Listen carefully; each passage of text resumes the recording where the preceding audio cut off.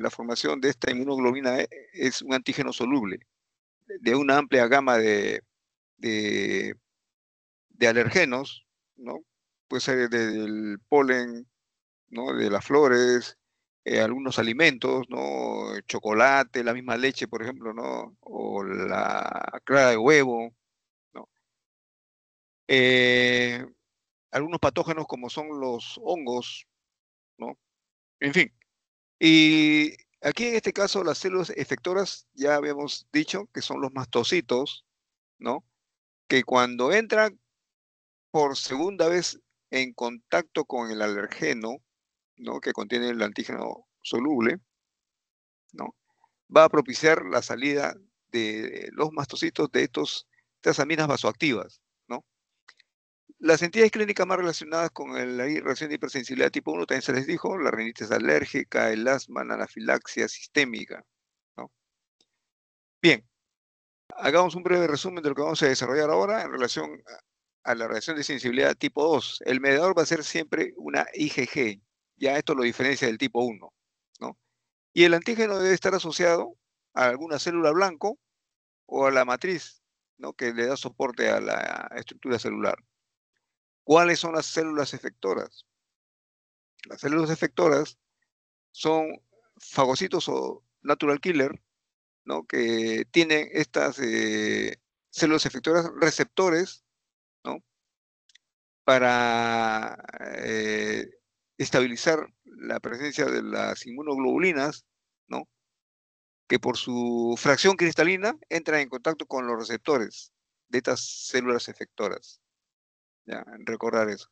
Ejemplos típicos tenemos la anemia hemolítica, la trombocitopenia de origen inmune, ¿no?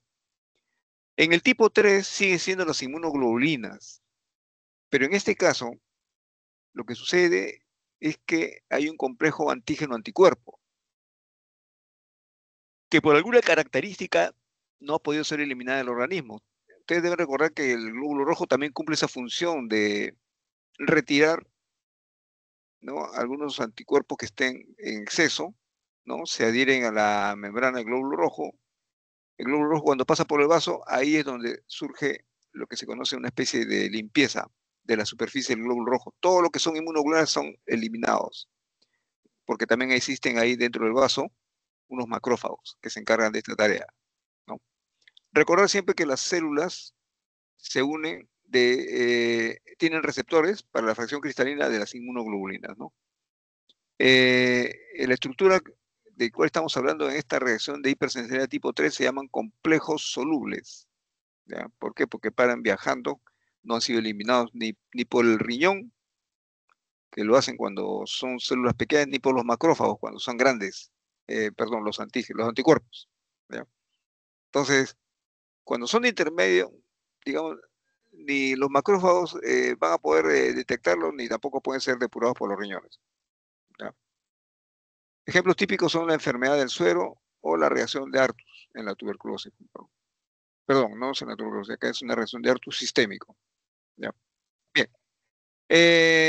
La reacción de hipersensibilidad tipo 4 también le llaman retardada. Ya en este caso no hay mediadores, ¿no? De tipo inmunoglobulinas. Lo que sucede son algunos mediadores que más bien van a estimular, ¿ya? La formación o la activación de las llamadas células efectoras. En el tipo 4A, como le digo, es una reacción celular, ¿no? Reacción retardada. El mediador más importante está acá dado por los interferones gamma y alfa, ¿ya? Que vienen a ser secretados por los linfocitos TH1, linfocitos T helper 1 o cooperadores 1. ¿Ya? El antígeno soluble tiene que ser presentado por una célula T o por una estimulación directa de las células T, ¿no? Y las células efectoras vienen a ser siempre los macrófagos, ¿ya? Los macrófagos son los que van a presentar, ¿no? A los linfocitos, ¿no? Algunos epítopes, ¿no? De los alergenos presentes, ¿no? Y va a propiciar a su vez la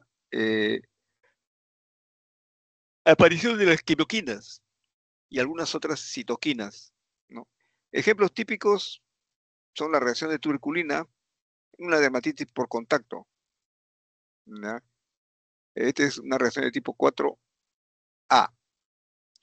La de tipo B, aquí el mediador viene a ser la interleuquina 5, la interleuquina 4, la interleuquina 13, secretada por linfocitos TH2, T helper 2 o auxiliar 2, ¿no? ¿Y cuál es el antígeno? Bueno, siempre es un antígeno soluble que es presentado por linfocito T o por una estimulación directa de los linfocitos T. Y en este caso, la célula efectora, estamos hablando de eosinófilos, ¿no? Eh, que van a estimular la formación de citoquinas y algunos otros mediadores inflamatorios, ¿ya? Los casos típicos, estamos hablando de asma crónica, rinitis crónica, alérgica, exantema, exantema maculopapilar, ¿no? Con eosinofilia. La diferencia acá con eh, la reacción de hipersensibilidad tipo 1 es que esta es una reacción de tipo retardada y de respuesta celular, a diferencia que el tipo 1 es siempre la inmunoglobulina E. Hay que recordar esto, ¿ya? Y en este caso siempre el antecedente heredofamiliar es importante. En el tipo 1 es muy frecuente lo que se conoce como la atopía, ¿ya? Cuando este tipo de reacciones, la atopía nos indica que siempre hay un componente heredofamiliar, ¿ya? Recordar. Eh, la reacción de hipersensibilidad 4, tipo C. Bueno, en este caso el mediador tenemos a esta perforina, ¿no? Que se forma con el proceso de desnaturalización del complemento y que va a formar una especie de estructuras que penetran a la célula y permiten, digamos, destruirla, ¿no? Por eliminación de agua. Una vez que han penetrado la membrana, esta es estructura llamada perforina. El antígeno siempre está asociado a una célula o a una estimulación directa por el linfocito T, ¿ya? Y la célula efectora, evidentemente, es el linfocito T, ¿no? Ejemplos típicos tenemos dermatitis de contacto, exantema maculopapular, ¿no? O buloso. En el tipo 4, bueno, ya en este caso hay otro tipo de estimulación, ¿no? En este caso son las células T, los que están actuando directamente, ¿no? Eh, el antígeno siempre va a ser un antígeno soluble, presentado por las células T o la estimulación directa de las células T. Las células efectoras son los neutrófilos, ¿ya? Que van a ocasionar la liberación de citoquinas y mediadores antiinflamatorios. Un ejemplo típico es la enfermedad de Behçet. Entonces, este es más o menos en líneas generales lo que vamos a tratar hoy día. En la reacción de hipersensibilidad tipo 2 o citotóxico, ya habíamos dicho, ¿no? Es la inmunoglobulina la que se absorbe sobre el eritrocito, ¿no? Ustedes observen aquí cómo la fracción FAP se haya unido al eritrocito o a la membrana del eritrocito porque hay una proteína con el cual puede hacer enlace, ¿no? Con la fracción FAP de la inmunoglobulina.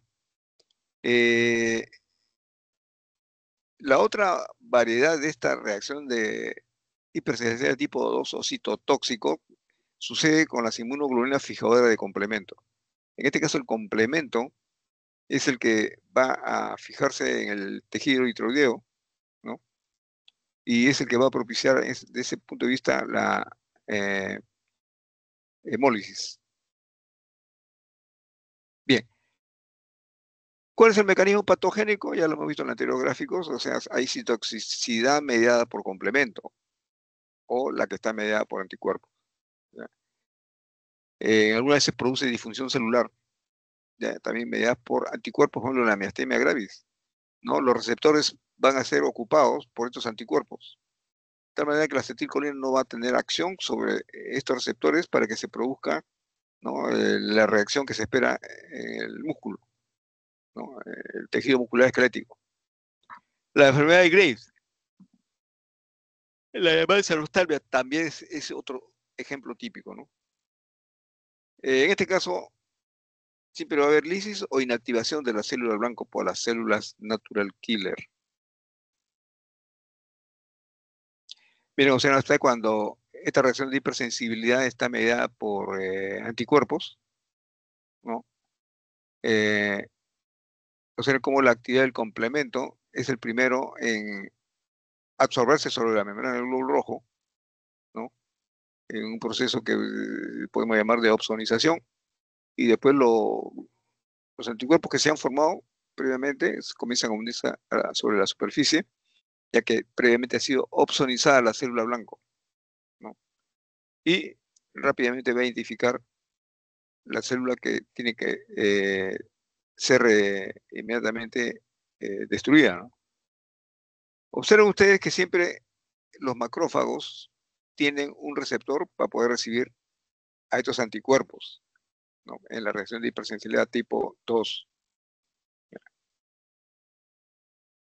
Una que se forma el complejo de ataque de membrana, o sea, que son como una especie de tubuladuras, penetran la membrana del glóbulo rojo, ¿ya? Y a través de esas tubuladuras es que comienza a salir líquido dentro del glóbulo rojo en una especie de lisis osmótica, ¿ya? Miren, esta otra reacción de disfunción celular mediada por anticuerpos. Observen ustedes los gránulos, ¿no?, que contienen acetilcolina, ¿no? Eh, no pueden ser incorporados a los receptores, ¿ya?, que van a activar este complejo musculoesquelético. ¿Por qué? Porque hay, si ustedes observan, anticuerpos que están bloqueando el acceso de la acetilcolina a los receptores de acetilcolina que están en la placa amioneuronal, neural, ¿ya? Entonces, este es otro tipo de disfunción celular mediada por anticuerpos, reacción de hipersensibilidad tipo 2.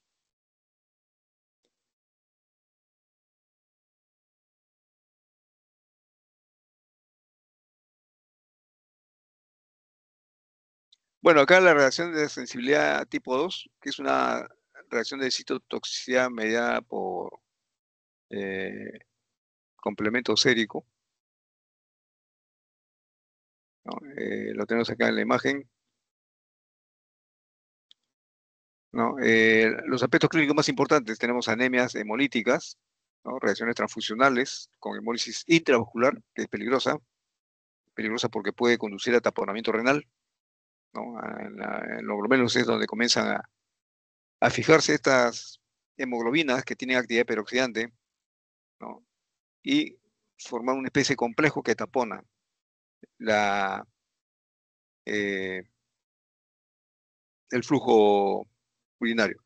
En la hemólisis extravascular es un poco más benigno, pero de todas maneras tiene importancia porque una vez que se produce la reacción de citotoxicidad que actúa rápidamente por el nivel de bilirubinas que comienzan a liberarse, ¿ya? Bueno, también tenemos la enfermedad hemolítica del recién nacido, que es distinto a las reacciones post-transfusionales en donde se equivocaron de grupo sanguíneo que hemos visto anteriormente, o sea, la hemólisis intravascular, la hemólisis extravascular. En la enfermedad hemolítica del recién nacido, lo que sucede es que el recién nacido hereda del padre un antígeno, ¿no?, para un determinado grupo sanguíneo, y la mamá no lo tiene. Entonces, cuando se produce la reacción de hemorragia feto-materna, glóbulos rojos del recién nacido van a pasar a la circulación materna. Y como hemos dicho, estos glóbulos rojos del recién nacido tienen unos anticuerpos, perdón, antígenos, ya heredados por el papá, que no lo tiene la mamá. Entonces, una vez que estos glóbulos rojos aparecen en la circulación materna, ¿qué va a suceder? El organismo de la mamá comienza a producir un mecanismo de defensa contra estas moléculas extrañas, ¿no? Y comienzan a formarse anticuerpos con la finalidad de destruir estas células que contengan esta molécula, ¿no? Bien, y es el mismo proceso también lo que sucede con la anemia hemolítica de tipo inmune.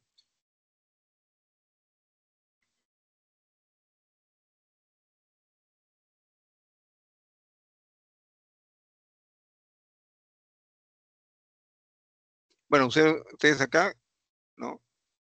Esta es la reacción de hipersensibilidad en el sistema RH.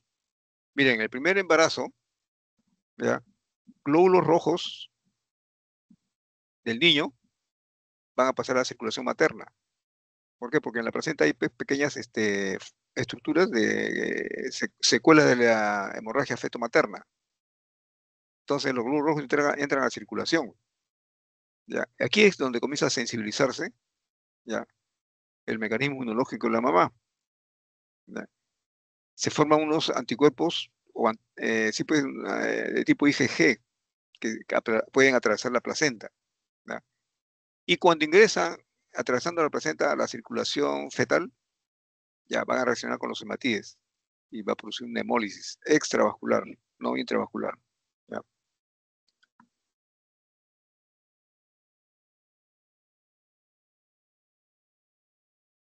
Bueno, en reacciones citotóxicas de tipo 2 es importante tener algunos aspectos clínicos para entender esta situación.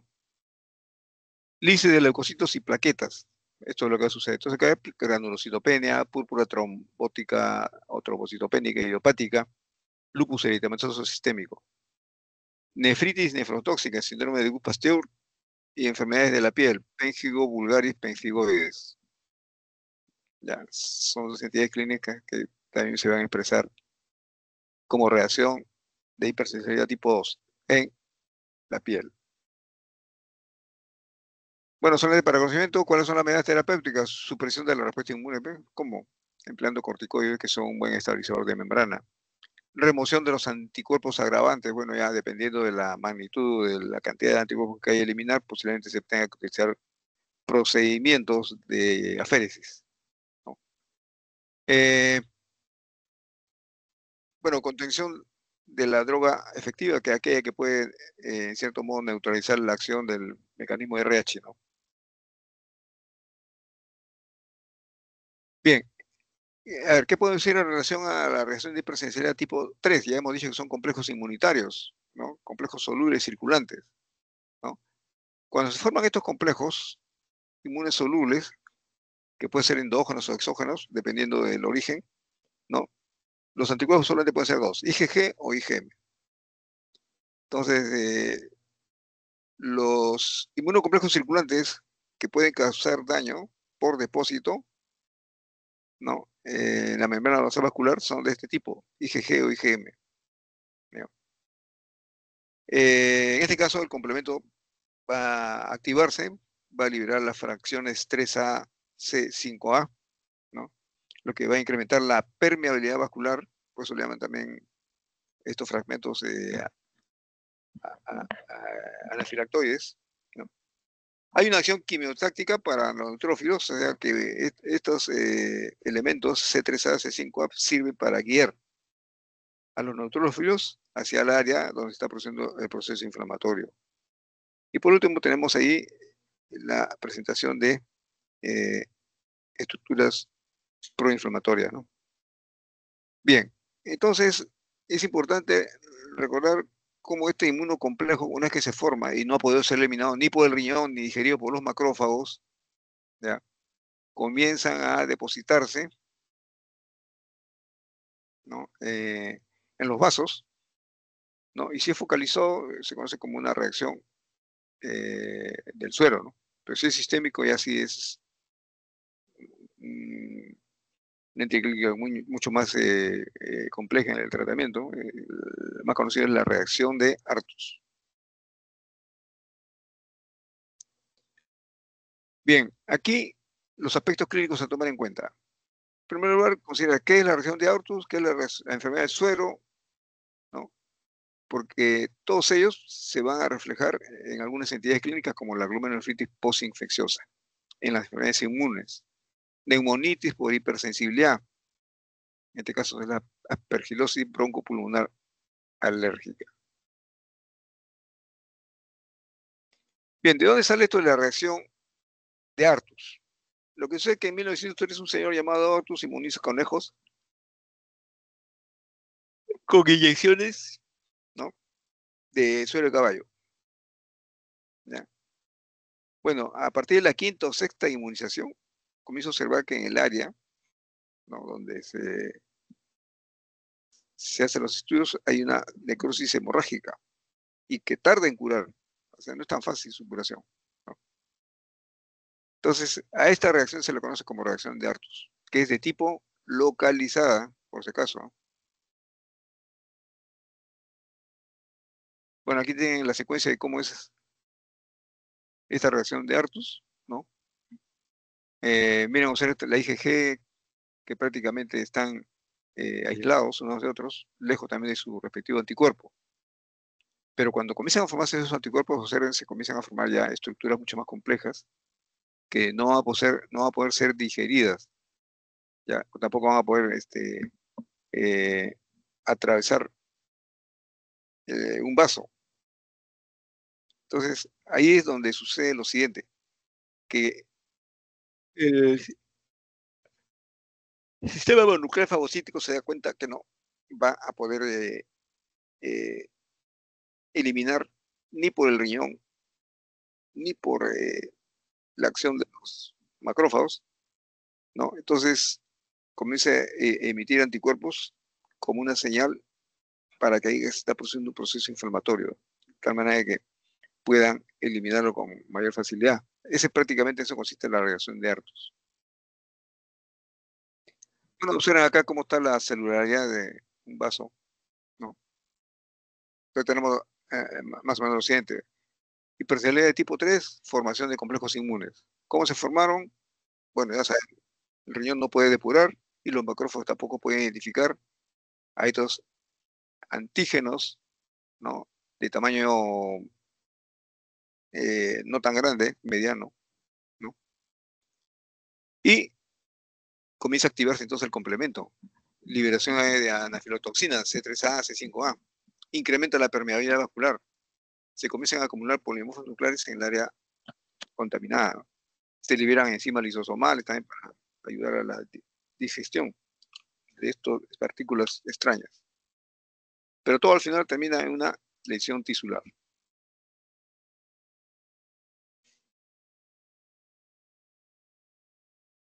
Bien, manifestaciones sistémicas provocadas por los complejos inmunes. Bueno, la enfermedad prototipo es la enfermedad del suero, ¿ya? En este caso es un proceso sistémico, por si acaso. Esto fue resultado de observaciones realizadas por Pickett y Schick en pacientes con difteria, tétano, ¿no? En la cual eran tratados con suero de caballo. En esa época estaban así, en esa fase todavía de investigación, ¿no? Se observa en una primera fase cómo es que los antígenos que están en circulación se unen a determinados anticuerpos, ¿no? Eh,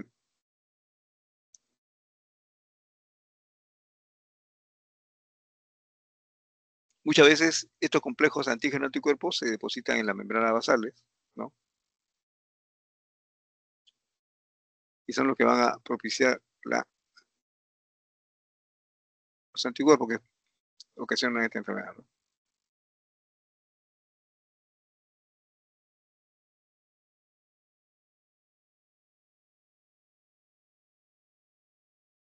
Bien, eh, una vez que se han depositado estos complejos inmunes, ¿no? Eh, Va a producirse un desplazamiento de la serie blanca. ¿Hacia dónde? Hacia el área donde se están formando los anticuerpos, ¿ya? Entonces acá tenemos, observen, complementos, neutrófilos, complejos mediados por la inflamación, todos ellos preparándose para actuar. Unos tratando de que el daño sea lo mejor, menos posible, y los otros eh, digamos, tienen mayor actividad lítica y pueden destruir los tejidos contiguos o pueden producir la formación de estructuras fibrinoides, ¿no? Que también van a deformar los vasos.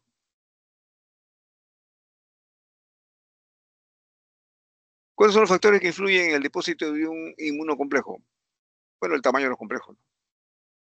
Los grandes y los pequeños pueden liberarse. Los grandes a los macrófagos lo detectan y lo destruyen. Los pequeños son depurados hasta los riñones, pero los medianos ese es el problema, ¿ya?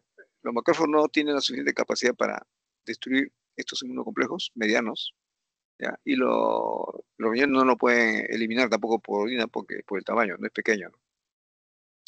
Entonces, para esto se requiere que el sistema fagocítico mononuclear esté íntegro para que pueda cumplir su función a cabalidad. ¿Dónde generalmente se depositan los complejos inmunes? Donde hay mayor, podemos llamar, eh, vascularización. Entonces tenemos a nivel de glomérulos en los riñones, articulaciones, piel, corazón, vasos pequeños. Bueno, llegamos a la reacción de hipersensibilidad tipo 4, que como se conoce también mediada por células o de reacción retardada,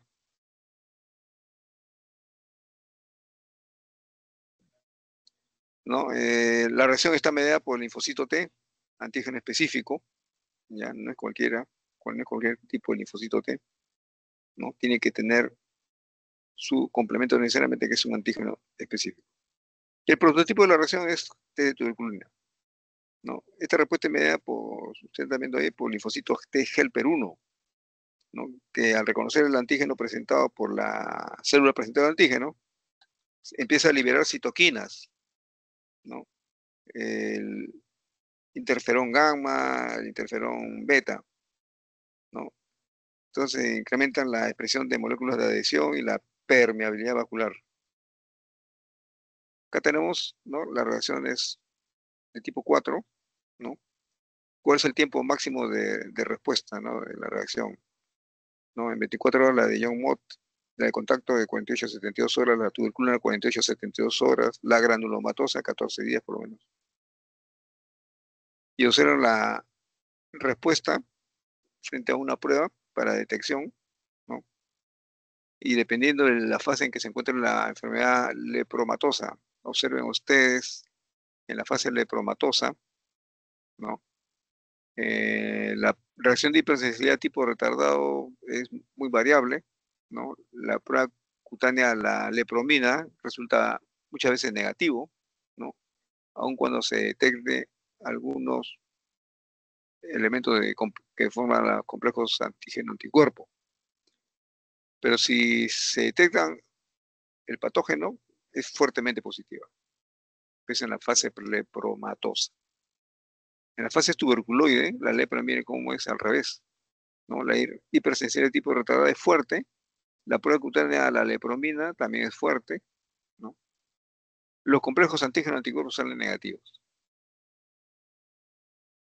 En la etapa dimórfica de la lepra, ¿no?, que tiene tanto componente tuberculoide como lepromatoso.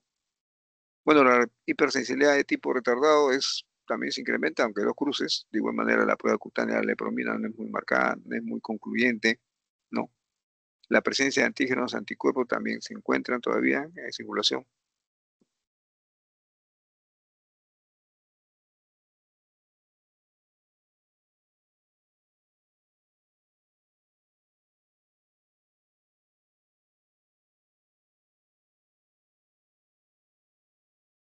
Bueno, aquí está la reacción de hipersensibilidad tipo 4, ¿no? Cuando está mediada por helper 1, helper 2, ¿no? Y los que producen citotoxicidad. Ustedes observen cómo estas células requieren la presencia de un antígeno soluble, ¿no? Que el macrófago o el eosinófilo, en el caso de las TH2, estén activados, eh, estas células, ¿no? Y la producción de este fenómeno es la citotoxicidad. Bien, ejemplos típicos en donde la reacción de hipersensibilidad está mediada por el helper 1, tenemos la dermatitis de contacto y la reacción de la tuberculina, ¿no? En el tipo 2 es importante recordar que la célula efectora es el eosinófilo, por si acaso, ¿eh? Y esta también va a tener, cuando entre en contacto con las citoquinas, comienza a liberar interleuquinas, ¿ya? El ejemplo típico es asma crónico, rinitis alérgica.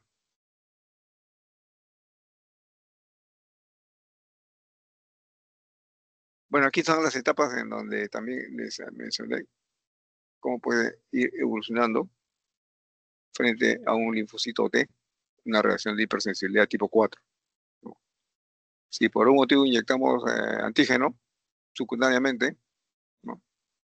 Entonces comienza a producir localmente, ¿no?, la presentación de antígenos a cargo de células diseñadas para eso, ¿no?, parecidos a macrófago, ¿no?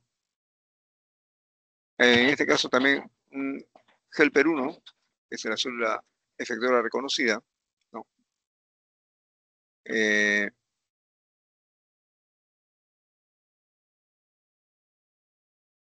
bueno, en este caso no han podido ingresar todavía al vaso, ¿no? Se mantiene fuera. En cuanto a los fagocitos, ¿no?, los antígenos serven, ¿no?, van a causar lesión visible.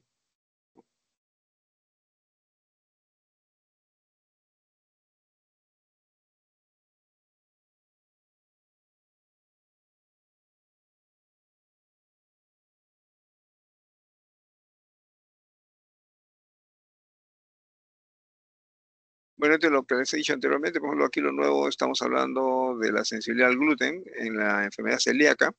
El antígeno es la gliadina, ¿no?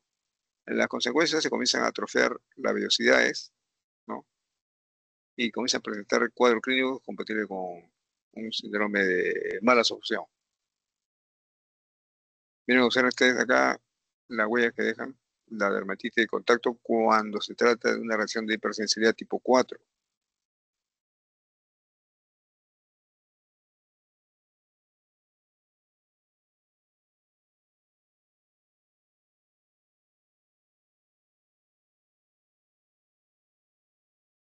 Bien, estas son las células en las cuales se ha producido la reacción de hipersensibilidad. Observen, miren esta tremenda hipercelularidad que hay en la capa subdérmica. Bien, ¿alguna pregunta en relación a estos tres tipos que hemos mencionado de reacción de hipersensibilidad?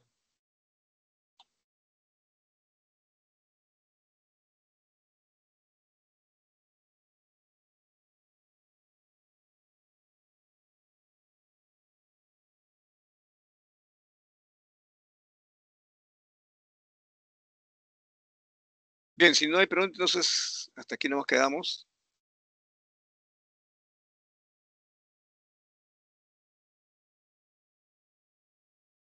Muchas gracias, doctor. Ok, mire, Gracias. por si acaso, sí, sí, está bien, ¿no? Gracias a ustedes también. Mire, acá lo que estoy observando es que no puedo cargar yo los archivos de las clases que estoy dictando, no sé qué puede estar pasando, parece que hay problemas en- en este team, porque he visto ahí me aparece un mensaje como que el team le falta actualizar, pero no veo dónde puedo actualizar. O sea, de qué manera, depende en el WhatsApp de su delegado, le voy a hacer llegar las presentaciones, ¿eh?